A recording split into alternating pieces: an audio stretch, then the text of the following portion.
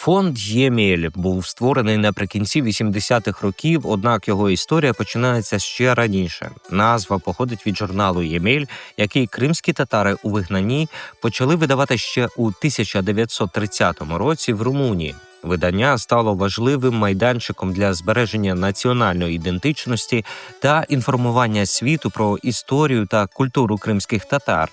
Сьогодні фонд продовжує свою місію.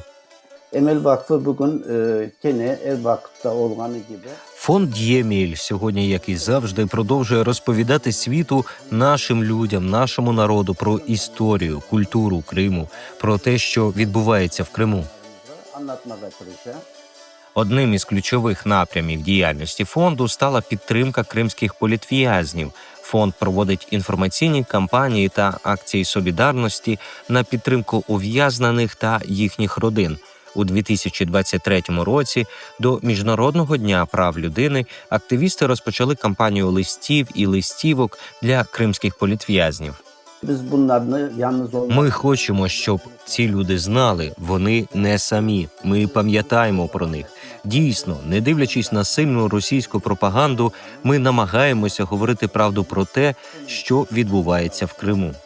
Фонд також організовує фотовиставки, конференції та публічні дискусії, присвячені Криму. На таких заходах розповідають історію родин політв'язнів та демонструють документальні свідчення репресій.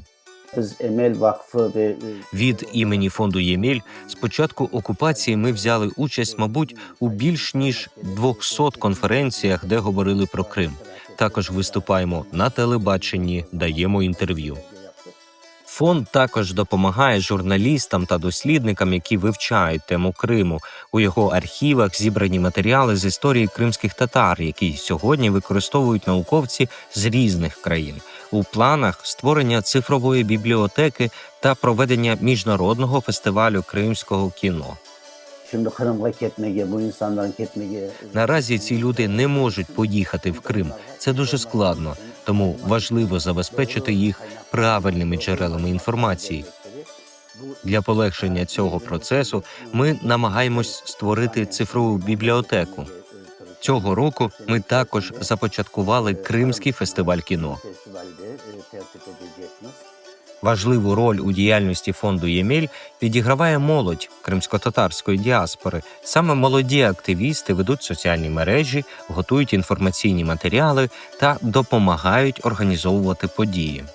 Bu olgan vakialarını Ми маємо окреме молодіжне крило «Ємель» – єдність у мові, думках та справах.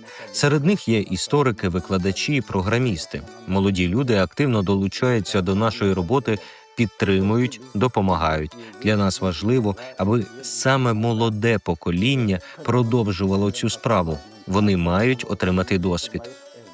Голова фонду наголошує, роль кримсько-татарської діаспори сьогодні особливо важлива, адже в умовах війни інформаційна увага світу швидко змінюється, і тема Криму не повинна зникати з міжнародного порядку денного.